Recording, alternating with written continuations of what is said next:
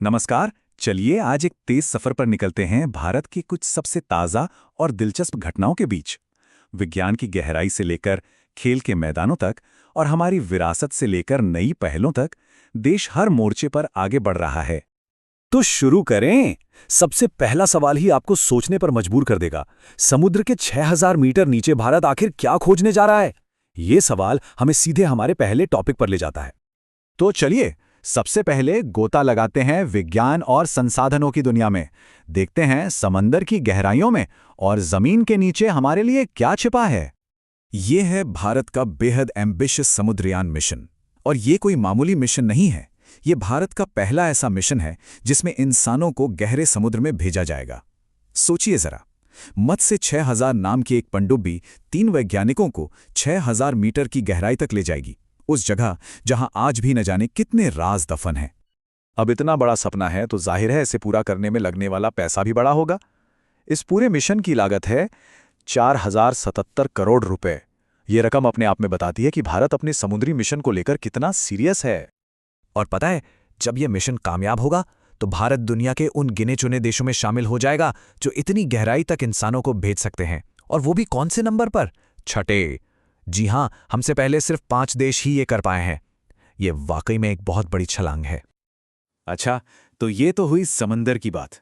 लेकिन जमीन के नीचे से भी एक बहुत बड़ी खुशखबरी आ रही है, और वो भी सीधा राजस्थान से।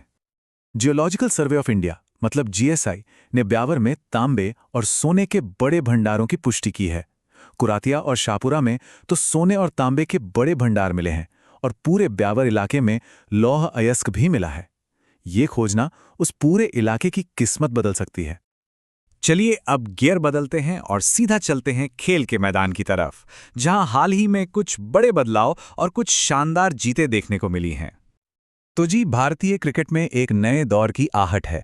बीसीसीआई को एक नई लीडरशिप टीम मिल गई है।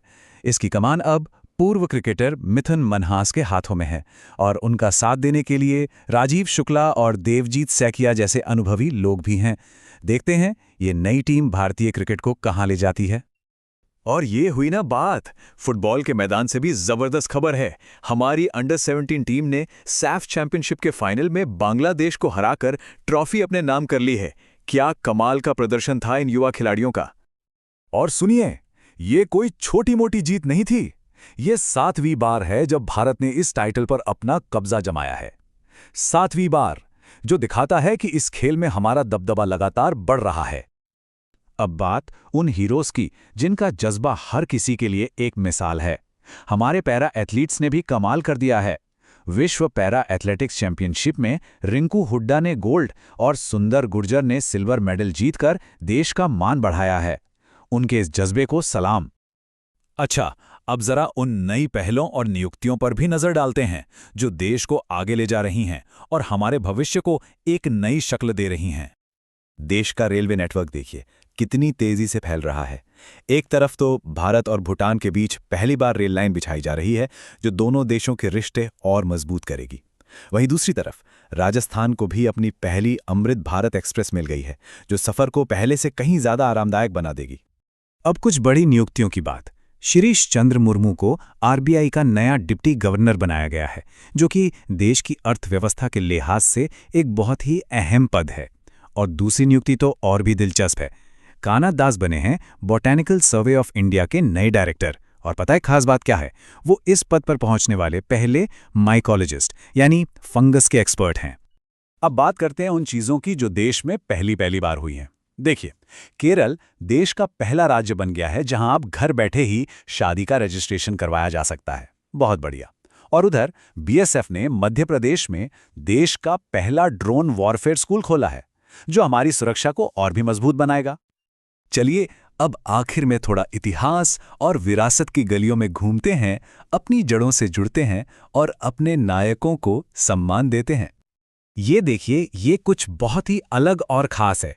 हमारे प्रधानमंत्री नरेंद्र मोदी ने इटली की प्रधानमंत्री जॉर्जिया मेलोनी की आत्मकथा के लिए प्रस्तावना लिखी है, और उसमें उन्होंने लिखा है कि ये किताब मेलोनी के मन की बात जैसी है।